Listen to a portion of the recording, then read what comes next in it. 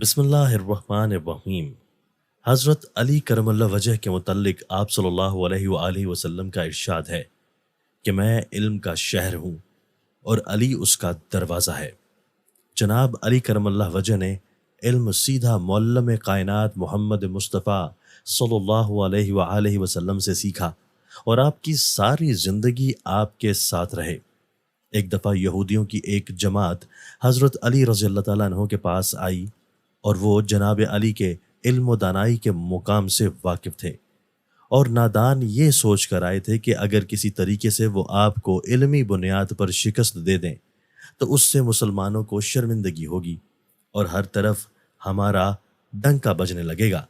چنانچہ اس جماعت نے منصوبہ بنایا کہ ہم حضرت علی کرم اللہ وجہ سے مشکل سوالات کریں گے تاکہ وہ ان کا جواب نہ دے پائیں۔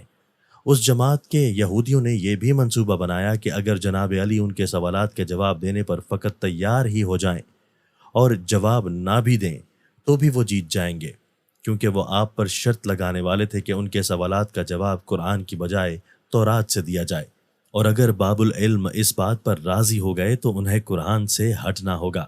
یہودیوں کی یہ جماعت اپنے دانشور راس الجالود کی قیادت میں حضرت علی رضی اللہ تعالیٰ عنہ کے پاس آئے اور بولے، اے علی، ہم لوگوں نے آپ کے علم کا بہت چرچا سنا ہے۔ حضرت علی رضی اللہ تعالیٰ عنہ مسکرا کر بولے، تو کیا اس بات کی تصدیق کرنے آئے ہو؟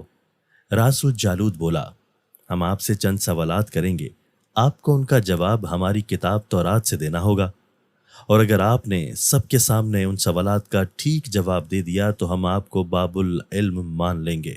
حضرت علی رضی اللہ تعالیٰ عنہ نے یہودیوں کا چیلنج قبول کر لیا اور بولے، اگر میں تمہارے سوالات جو کہ میں ابھی تک جانتا نہیں ہوں کہ کیا ہیں ان کے جواب دینے میں کامیاب ہو گیا تو تم لوگ اسلام قبول کر لو گے؟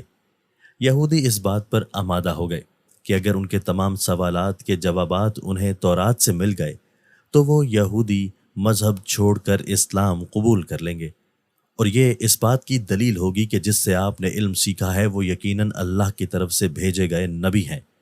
دونوں فریقین کے معاملات طے ہو گئے اور سب لوگوں کو بلا لیا گیا تو یہودیوں کی طرف سے راس الجلود چہرے پر فاتحانہ مسکراہٹ لے کر فاتح خیبر سے علم کے تکبر میں بولا، اے علی، اس ایسی چیز کا نام بتائیں جو خدا کے لیے نہیں ہے۔ یہودی یہ جانتے تھے کہ مسلمانوں کی کتاب میں درج ہے کہ ہر چیز خدا کے لیے ہے اور اس بات کا جواب باب العلم کے لیے دینا ناممکن ہوگا۔ مجمع میں بیٹھے تمام افراد سوچ میں ڈوب گئے کہ کائنات میں کوئی ایسی چیز بھی ہے جو خدا کے لیے نہ ہو۔ تب حضرت علی رضی اللہ تعالیٰ عنہ نے بغیر کسی توقف کے فرمایا، تم جاننا چاہتے ہو وہ کون سی چیز ہے جو اللہ کے لیے نہیں ہے؟ تو اس کا جواب شرک ہے۔ اللہ ہر قسم کے شرک سے پاک ہے۔ تمام مجمع جو بیٹھا سن رہا تھا بے ساختہ واہ واہ کہہ اٹھا تو راس الجلود نے دوسرا سوال کیا اور بولا، اے علی رضی اللہ تعالیٰ عنہ، یہ بتائیے وہ کون سی جگہ ہے جہاں اللہ موجود نہیں ہے؟ حضرت علی رضی اللہ تعالیٰ عنہ بولے، اللہ ہر جگہ موجود ہے۔ اس پر راس الوجود بولا، اس سوال کا جواب آپ ہمیں ہماری کتاب سے دیں۔ حضرت علی مرتضیٰ رضی اللہ تعالیٰ عنہ نے فرمایا، کیا تمہاری کتاب میں یہ نہیں لکھا کہ موسیٰ علیہ السلام کے پاس ایک فرشتہ آیا، آپ نے اس سے پوچھا کہ وہ کہاں سے آیا ہے؟ تو اس نے جواب دیا کہ 7ویں آسمان سے آیا ہوں۔ پھر ایک فرشتہ آیا اور اس سے پوچھا کہ وہ کہاں سے آیا ہے؟ تو وہ بولا کہ وہ زمین کی 7ویں گہرائی سے آیا ہے۔ موسیٰ علیہ السلام نے دونوں سے سوال کیا، تمہارے قریب وہاں کون تھا؟ تو وہ بولے، ہمارے قریب وہاں ہمارا رب تھا۔ پس معلوم ہوا کہ بلندیوں کی انتہا ہو یا پستی کی انتہا، رب ہر جگہ موجود ہوتا ہے۔ یہ جواب سن کر یہودی ششدر رہ گئے۔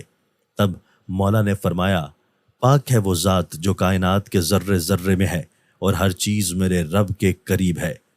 تیسرا سوال یہودیوں نے پوچھا، یا علی یہ بتائیں وہ کون سی چیز ہے جو رب کے قریب نہیں ہے؟ حضرت علی رضی اللہ تعالیٰ عنہ بولے، ظلم ایک ایسی چیز ہے جو میرے رب کے قریب نہیں ہے۔ تیسرا جواب ٹھیک ہونے پر راس الوجود تھوڑا پریشان ہوا اور اپنی حکمت عملی بدل کر علمی سوال کی بجائے آپ سے تاریخی سوال کیا اور بولا، اے علی رضی اللہ تعالیٰ عنہ، اس چشمے کا نام بتائیں جو زمین پر پہلی مرتبہ جاری ہوا۔ حضرت علی رضی اللہ تعالیٰ عنہ بولے، اس چشمے کو چھوڑو، پہلے یہ بتاؤ کہ تمہارے دل میں کیا ہے، اور تمہارے دل میں یہ ہے کہ وہ چشمہ بیت المقدس کی ایک چٹان کے نیچے ہے۔ راس الوجود کے منہ سے بے ساختہ ہاں نکلا تو حضرت علی رضی اللہ تعالیٰ عنہ بولے، آج اپنی اصلاح کر لو، کیونکہ زمین پر بہنے والا پہلا چشمہ وہ نہیں ہے جسے تم سمجھتے ہو، بلکہ زمین پر بہنے والا پہلا چشمہ وہ ہے جس سے حضرت خضر رضی اللہ تعالیٰ عنہ نے پانی پیا تھا، اور اس سے آب حیات جاری ہے۔ یہودیوں نے اس سوال کے بعد ایک اور تاریخی سوال کیا اور بولے، یہ بتائیں وہ کون سا پہلا پتھر ہے جو آسمان سے زمین پر اتارا گیا؟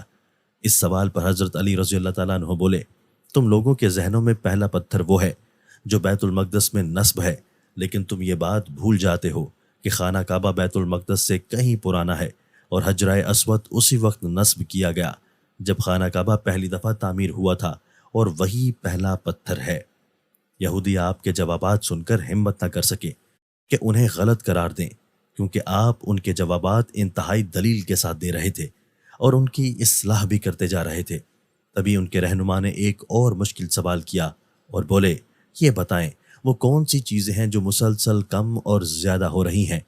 حضرت علی رضی اللہ تعالیٰ عنہ بغیر کسی توقف کے بولے، تم اپنے ماہ و سال پر غور نہیں کرتے کہ ہر دن اور رات آنے والے دن اور رات سے پہلے مسلسل کم ہوتی ہے اور پھر مسلسل زیادہ؟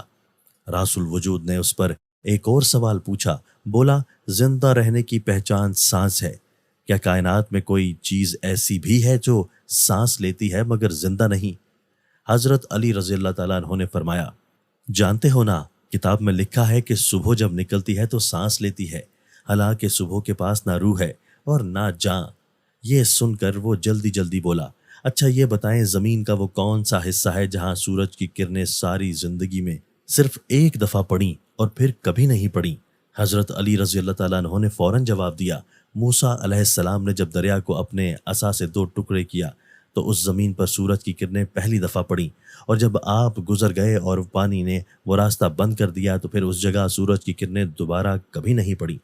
یہودی رہنما حیرت زدہ تھا، مگر اپنے اس سوال پر اسے یقین تھا کہ اسے اس کا جواب نہیں ملے گا، لہٰذا بولا، یہ بتائیں یا علی رضی اللہ تعالیٰ عنہ، وہ کون سی چیز ہے جس کا خالق خود اللہ ہے مگر اسی کے بارے میں خود سوال بھی کرتا ہے؟ حضرت علی رضی اللہ تعالیٰ عنہ بولے، موسیٰ علیہ السلام کے عصا کا خالق خود اللہ ہے، اور اس عصا کے بارے میں اس نے خود موسیٰ سے سوال بھی کیا اور پوچھا، موسیٰ یہ آپ کے ہاتھ میں کیا ہے؟ پھر یہودیوں نے اگلا سوال کیا، بیت اللہ کا طواف تو ذی حیات کرتے ہیں، لیکن اس بے جان چیز کے بارے میں بتائیں جس نے بیت اللہ کا طواف کیا؟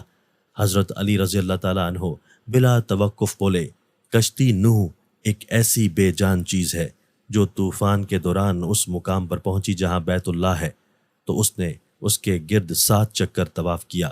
راس الوجود نے باب العلم حضرت علی رضی اللہ تعالیٰ عنہ سے کئی سوال کیے اور تمام کے جواب آپ نے بالکل ٹھیک ٹھیک بلا توقف دیے۔ تو مجمع میں بیٹھا ہوا ایک یہودی بولا، حضرت لوگ تو ہر سوال پر سوچ کر جواب دیتے ہیں، آپ تو ہر سوال کا جواب بلا توقف دے رہے ہیں۔ اس پر حضرت علی رضی اللہ تعالیٰ عنہ بولے، تمہارے ایک ہاتھ میں کتنی انگلیاں ہیں؟ تو وہ فوراً بولا، 5۔ اس پر آپ بولے، مجھے بھی تم لوگوں کے سوالوں کے جواب ایسے ہی معلوم ہیں جیسے تمہیں پتا ہے کہ تمہارے ہاتھ میں 5 انگلیاں ہیں۔ یہودی نادان نہیں جانتے تھے کہ باب العلم کے پاس کائنات کے رازوں کا علم ہے، لیکن جب انہیں تمام سوالات کے جوابات ٹھیک مل گئے تو راس الوجود سمیت تمام گروہ نے کلمہ پڑھا اور دارۂ اسلام میں داخل ہو گئے۔